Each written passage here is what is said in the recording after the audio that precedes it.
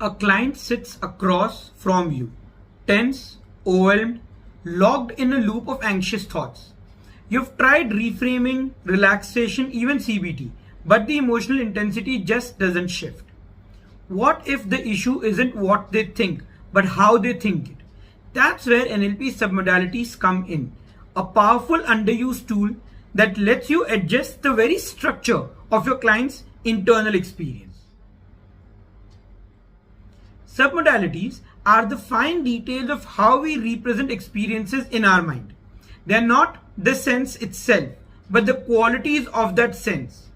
Visuals: bright, dim, big, small, near, far. Auditory: loud, soft, fast, slow, tone.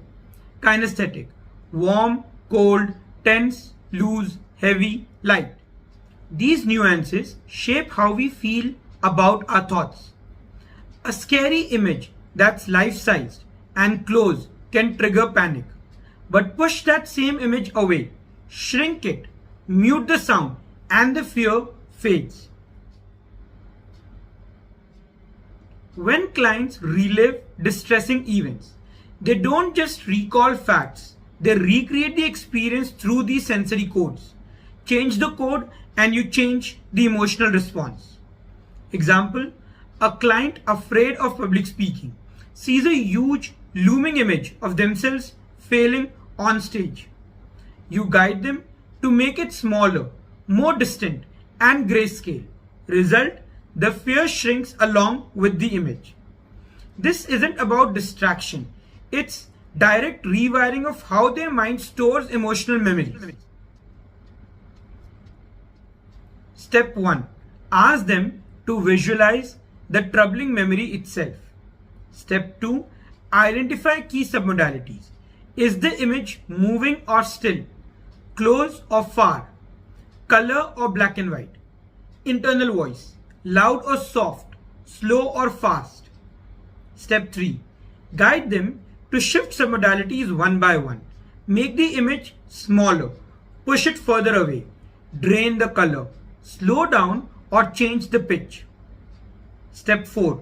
Have them reassess how they feel. Most clients report an immediate drop in intensity.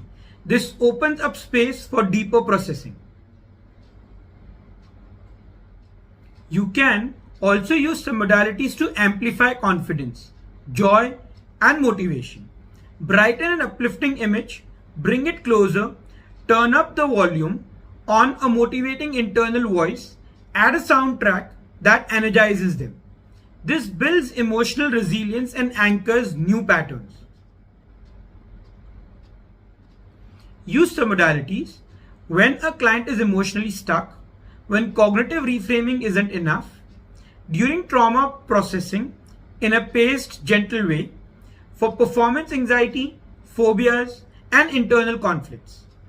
To truly master this, it's essential to learn submodalities as a part of a broader integrative framework.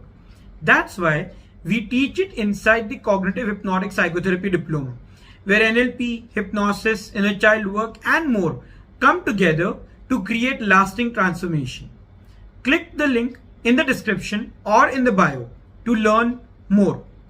If this helped clarify how submodalities work, hit like, drop a comment with your biggest takeaways, and subscribe for more quick tips for psychologists and coaches.